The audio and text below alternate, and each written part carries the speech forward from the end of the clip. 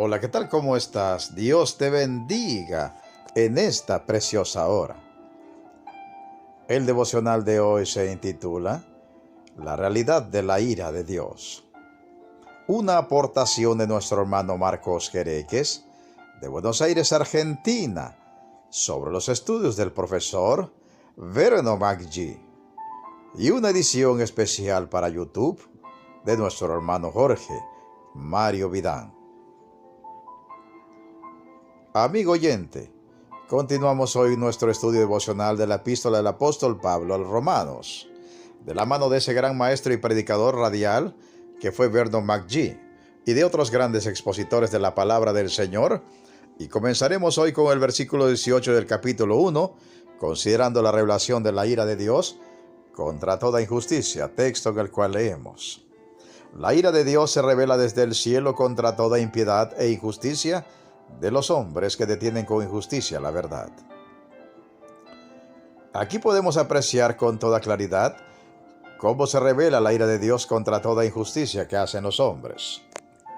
Esta es una revelación del pecado del hombre, empezando aquí con el versículo 18 y siguiendo hasta el capítulo 3, versículo 20. El hecho universal es que el hombre es pecador.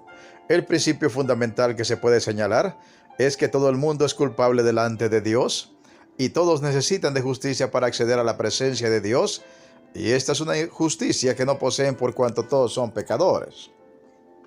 Pero esta justicia que no poseen y que tanto necesitan, les es provista por Dios, si tan solo depositan su fe en su Hijo Jesucristo para ser salvos.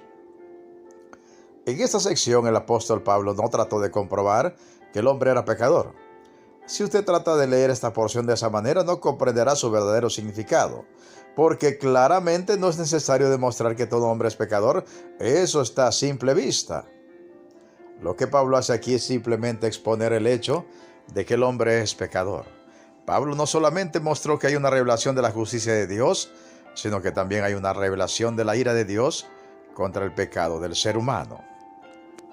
La primera parte de este versículo 18 dice: porque la ira de Dios se revela. Si usted quiere saber en verdad lo que realmente es la salvación, es necesario que sepa cuán malo es el pecado. El Dr. Stifler dijo: el pecado es la medida de la salvación. Es que la ira de Dios es su sentimiento más que su castigo por el pecado. Es su santa ira. La ira es justo lo opuesto a la justicia. La frase que dice la ira de Dios se revela o está siendo revelada constituye la corrección a quienes afirman que el Antiguo Testamento presenta un Dios de ira, mientras que el Nuevo Testamento presenta un Dios de amor. Hay una revelación continua de la ira de Dios, tanto en el Antiguo como en el Nuevo Testamento. O sea que Dios siempre ha estado airado en contra del pecado, porque Dios es y será siempre santo y justo, y como Él no cambia, el pecado siempre le producirá ira. En estos tiempos modernos, la ira de Dios se revela en nuestra sociedad contemporánea. Este es el desagrado constante e insistente de Dios ante la maldad. Es verdad, Dios también es misericordioso, pero no porque sea indulgente y haga la vista gorda con el pecado, dejando de ser realmente justo y de airarse con el pecado, sino que Él es misericordioso, porque Cristo murió por amor a los pecadores, en un pago justo por nuestros pecados, y dejando satisfecha la justicia de Dios, al castigar nuestros pecados en el Hijo.